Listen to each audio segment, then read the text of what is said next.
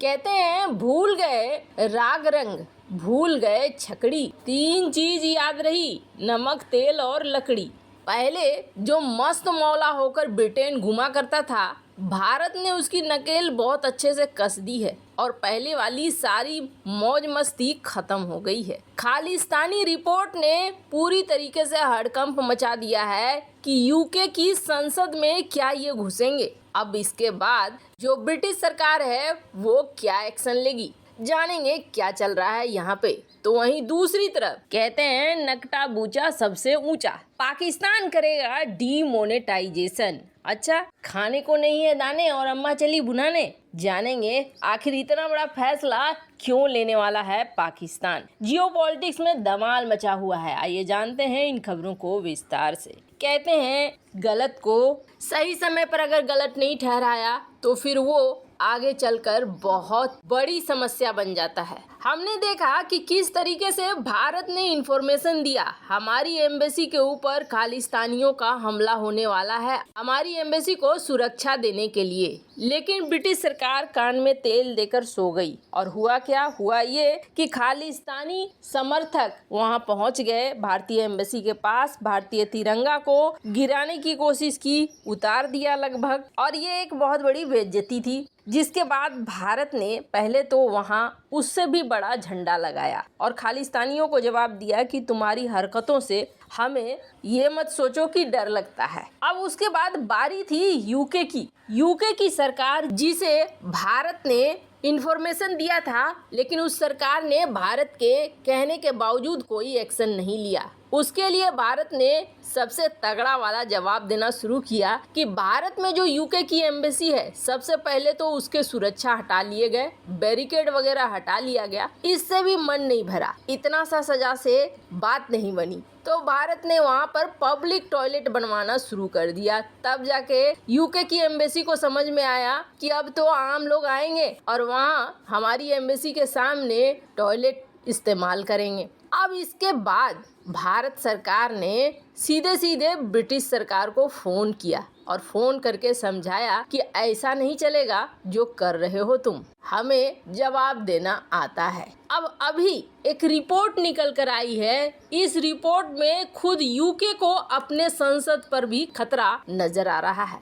British सरकार ने एक रिपोर्ट पेश की है और इस रिपोर्ट में ये कहा गया है कि कुछ खालिस्तानियों का ग्रुप है जो काफी आक्रामक हो चुका है। ये आक्रामक ग्रुप बाकी सिखों को भी डरा धमका कर अपनी बात मनवाना चाहता है। इसके अलावे ये भी कहा जा रहा है ये अब इस तरीके के बन गए हैं कि कहीं ये ब्रिटिश संसद तक न पहुंच जाएं, और ब्रिटिश संसद तक अगर पहुंच जाते हैं ये, तो ये ब्रिटेन की सुरक्षा के लिए सबसे बड़ा खतरा है। सरकार को ऐसे लोगों की पहचान करनी होगी और उनके ऊपर कार्रवाई करनी होगी। 159 पेज का रिपोर्ट बनाया गया है जिसमें ये कहा गया है कि यूके में बहुत सारी चीजें अब गड़बड़ चल रही है, चाहे पाकिस्तानियों का आना हो या फिर खालिस्तानियों का प्रभाव बढ़ना हो, और इस पे सरकार को एक्शन लेना होगा। खैर, जो देश कभी दुनिया पे राज करता था और कहा जाता था कि इसके राज में सूरज डूबता नहीं है, वो देश अब खुद ही डूबने को तैयार है।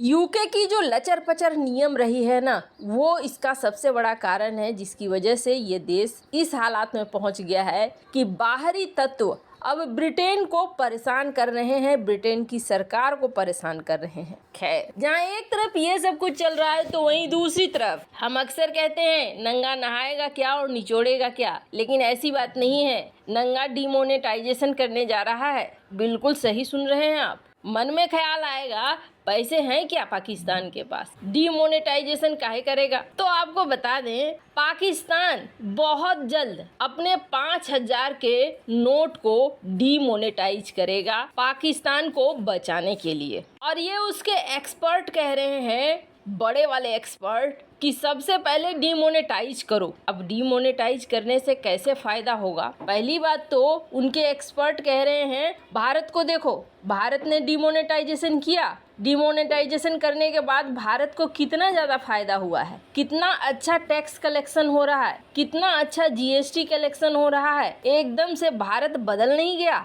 हम भी अगर डिमोनेटाइजेशन करेंगे तो हमारे यहाँ भी ऐसा ही कुछ होगा। बिना आंकड़े, बिना तथ्य का ये इकोनॉमी एक्सपर्ट तो नहीं बोल रहा है, इसके पास तथ्य भी हैं और आंकड़े भी हैं। पहली बात तो ये कहा जाता है, वैसे भारत में अभी भी बहुत सारे ऐसे बुद्धिजीवी हैं जो ये कहते हैं कि भारतीय डिमोनेटाइजेशन सफल नहीं रहा है। लेकिन आपको बता दें, भारत ने इधर डिमोनेटाइजेशन किया और उधर पाकिस्तान दिवालिया के रास्ते पर चला।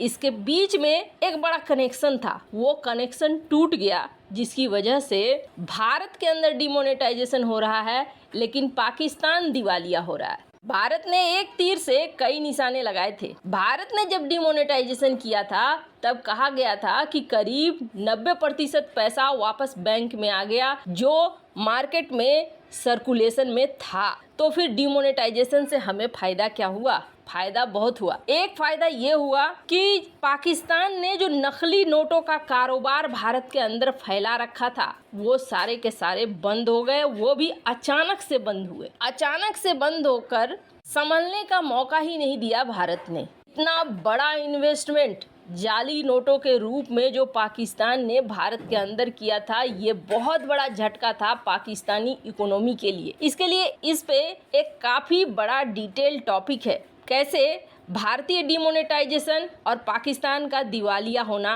लिंक्ड है। खैर, अभी बात करें पाकिस्तान की, तो पाकिस्तान के एक्सपर्ट ये कह रहे हैं कि करीब 8 ट्रिलियन रुपया पाकिस्तानी रुपया जनता के बीच छीटा हुआ है। और अगर हम ये कहते हैं कि 5000 के नोट को डिमोनेटाइज कर दो, तो डिमोनेटाइज करने से ये होगा जिनके पास 5000 के नोट है वो बिलबिलाएंगे, चिल्लाएंगे और चिल्लाने के बाद आखिरकार हमारे बैंक में पैसे आएंगे। इसके बाद जो हम टैक्स वसूलेंगे वो टैक्स हमें प्रॉपर मिलेगा, ठीक वैसे ही जैसे भारत को आज के डेट में टैक्स वगैरह सब कुछ प्रॉपर मिलता है। अब सवाल ये था कि आम लोग परेशान होंगे क्या? इन एक्सपर्ट का कहना है कि आम लोग परेशान नहीं होंगे। 5000 के नोट मुश्किल से आम लोगों के पास मिलेंगे। ज़्यादातर ये 5000 के नोट पाकिस्तान के जो अमीर वर्ग हैं उनके पास मिलेंगे और उनसे ये एक बार कैश आकर जमा हो जाता है तो इसका सीधा मतलब है कि पाकिस्तान उनका इस्तेमाल कर सकता है। रियल इस्टेट सेक्टर हो या फिर पाकिस्तान के कई सेक्टर हो,